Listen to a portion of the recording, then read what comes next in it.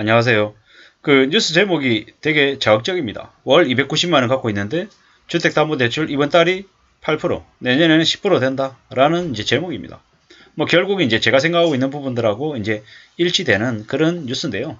주택담보대출 금리가 어떻게 되냐? 뭐 대략적인 이제 그래프가 나와 있는 것 같더라고요.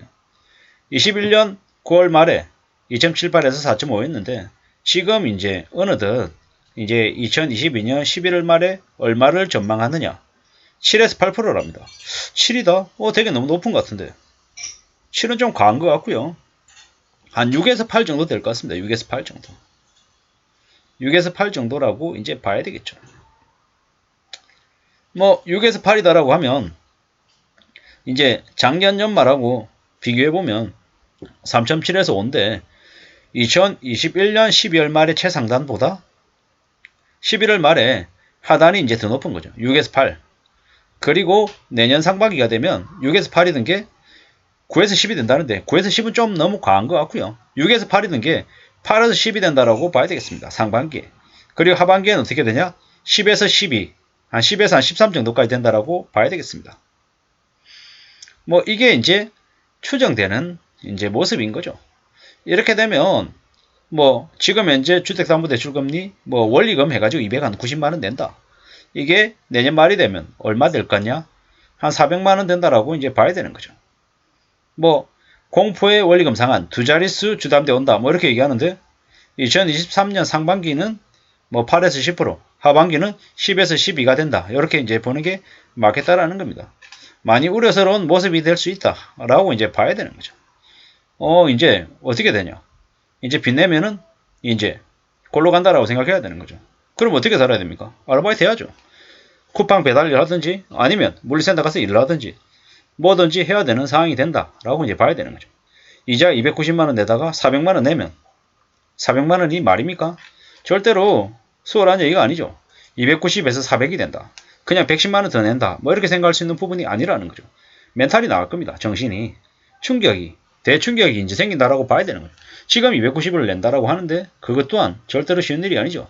웬만한 월급쟁이, 맞벌이 하는 부부들 중에 한 명분의 월급이 날아간다라고 생각해야 되는 거죠. 근데 400이 되면요. 남자는 무조건 투잡해야 됩니다. 무조건 투잡해야 됩니다. 투잡해야 겨우 버틸 수 있다는 거죠. 원리금 400 내고 나면 나머지 금액으로 생활비 마련해야 되는데 그러려면 어떻게 해야 됩니까? 뭐 아르바이트 해가지고 최소 200 이상 벌어야 되는 거죠. 알바 해가지고 200 이상 벌 수 있는 일이라는 게 뭘까요? 뭐 이제 몸을 갈아서 이제 하는 일밖에 없는 거죠. 심야에 남들 잘 때 안 자고 일하든지 아니면 뭐 투잡이 아니라 쓰리잡을 하든지 더 엄청난 일을 해야 될 거다라는 거죠. 뭐 생각만 해도 끔찍하고 뭐 상상만 해도 두려움이 앞서는데 실제로 저런 처지에 내몰려 있는 사람들은 어떻게 해야 될까요? 수단과 방법을 가리지 않고 최대한 빨리 집을 팔아내야 됩니다. 집을 팔아내고 그 집에 담겨있는 빚을 다 처분하고 남는 게 하나도 없다 하더라도 빨리 빚부터 처분해야 된다는 생각을 해봅니다. 뭐 원래 산 가격이 8억인데 나는 7억에는 팔아야 되는데 뭐 이런 생각이 중요한 게 아니고 시장에서 팔릴 수 있는 가격으로 낮춰서 내놔야 될 겁니다. 그렇게 하고 지금 미친듯이 정리를 해야 앞으로 몇 년 뒤에 4년이든 5년 뒤에 다시 만회할 수 있는 시간을 맞이할 수 있을 거라는 거죠. 저대로 주담대 대출금리 10% 되고 12% 돼가지고 이자를 원리금을 300 내다가 400 내고 450 내고 500 내면 어떻게 됩니까? 인생이 그냥 은행에 저당 잡힌 그냥 노예 신세로 그냥 바닥만 쳐다보면서 그냥 헤개거리면서 일만 한다라는 거죠. 개사료 같이 생긴 인간 사료 먹으면서 아무 생각 못하고 일만 하는 거죠. 자리 한 자리에 앉아가지고 여유 부리면서 하늘 쳐다보면서 좀 여유 부리면서 음료수 마시면서 밥 먹는 게 아니라 시간이 쫓겨서 허덕이면서 밥 먹는 거죠. 제대로 여유 부릴 시간도 없다라는 거죠. 그렇게 쫓겨다니면서 남들이 누가 이렇게 갈구거나 혼내지 않아도 스스로 뭡니까? 저 모바일 앱에 배달 이제 호출이 뜨면은 그냥 그게 쫓겨가지고 이제 허덕이면서 이제 가는 거죠. 내가 이게 어떻게 사는 건지, 내가 뭐 하려고 이렇게 사는 건지 한심하기도 하고 울컥하기도 하고 별의별 생각들이 다 들 거라는 거죠. 인천대교에서 차 타고 가다가 중간에 뛰어내리는 깜짝 놀랄만한 일들이 최근에 일어나고 있다고 하죠. 왜겠습니까? 현실이 감당이 안 되니까 그렇게 극단적인 선택을 하는 거죠. 매우 무서운 일입니다. 누가 겉으로 빚을 내라고 부추겼습니까? 부추긴 이들이 전부 다 악마고 쓰레기고 나쁜 놈들인 거죠. 그들이 우리의 삶을, 많은 청년들을 궁지에 내몰았습니다. 그 궁지에 내몬 대가를 이제 앞으로 톡톡히 치러야 되는 2030들이 어떻게 살겠습니까? 참 씁쓸하죠. 뭐 빚내는 게 당연한 거고 뭐 남들 다 그렇게 산다라고 얘기하는데 빚을 그렇게 미친 듯이 내면서 살면 삶이 정상적일 수가 없습니다. 살아야 되잖아요. 남들 치킨 먹을 때 나도 치킨도 먹고 뭐 피자도 좀 먹고 뭐 큰 돈은 못 써도 가족들하고 뭐 하다못해 분식 가서 외식이라도 하며 살려면 저렇게 무리하게 빚져서는 안 된다라는 거죠. 아무리 집집 부동산 뭐 재테크 어쩌고저쩌고 얘기해도 먹고는 살아야 될 거 아닙니까? 가족들끼리 밥은 좀 마음 놓고 먹고 살려면은 무리한 빚은 안 져야 되지 않겠냐라는 거죠.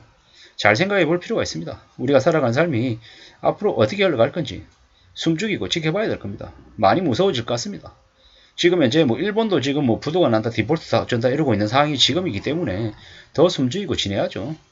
지금의 윤석열 정부 아래 있는 대통령이나 국무총리나 기획재정부 장관이나 온갖 쓰레기 같은 놈들이 지금 대한민국을 지배하고 있습니다. 아무도 책임지지 않고 개개인들에게 가장 밑바닥에서 열심히 땀 흘리는 사람들, 네 잘못이다. 네가 노력 안 했기 때문에 그렇게 사는 거다. 이런 식으로 폄하하고 있습니다. 재테크 업자, 재테크론자들, 뭐 갭투기하고 연끌하라고 뜯어댔던 놈들 전부 다 그렇게 얘기했습니다. 200중 300중이라고 얘기하고 벼락 거지라고 얘기하고 집 안 사는 찌질이들이라고 욕했습니다. 근데 지금 어떻습니까? 집 안 산 찌질이들 200중 300중이 조용히 자기 삶을 지키면서 저축한 사람들이 앞으로 기회를 가질 것 같습니다. 뭐 이미 가지고 이미 월급도 많이 받고 혜택을 많이 누리고 있는 중산층 이상의 사람들이 자기 돈 많이 번다고 더 부자 되겠다라고 이번에 다주택자가 됐습니다. 세 채, 다섯 채, 일곱 채씩 미친듯이 사댔죠. 그것도 비싼 가격에 말이죠. 그들의 삶이 앞으로 어떻게 될지는 안 봐도 비디오입니다. 그들은 아마 절대로 벗어나지 못하는 빚의 굴레에 갇혀서 평생을 허덕이면서 살게 될 겁니다. 무리하게 욕심을 부린 대가를 아마 철저하게 겪을 것 같습니다. 뭐 290만원 갖고 있는데 주택담보대출이 내년에 10% 되고 12% 되면 어떻게 되겠습니까? 미치는 거죠. 근데 290만원 갖고 있는 사람은 그래도 자의 경우에 자기가 가지고 있는 집 한 채를 팔고 뭐 처가에 들어가든 본가에 들어가든 아니면 뭐 보증금 아주 최소로 하고 월세로 살든 아마 대안이 생길지도 모릅니다. 근데 문제는 다주택자들 5채, 7채, 10채씩 가지고 있는 사람들은 과연 견뎌 나갈 수 있을까? 뭐 이런 생각들을 해봅니다. 그들이 아마 우리 사회에 크나큰 인생의 교훈이 되어주지 않을까. 그들이 몸소 몰락하고 무너지면서 우리 삶을 더 암울하고 더 어둡게 하지만 또 다른 한편으로는 함부로 세상을 욕심부려서 살아서는 안 된다라는 그런 산정인이 될 것 같다라는 생각도 해봅니다. 월 290만원 갖고 있는데 주담대 이달에 8%, 내년에 10%. 제목조차 무섭다라는 걸 우리는 뼈저리게 느끼면서 살아야 될 것 같습니다. 이상입니다.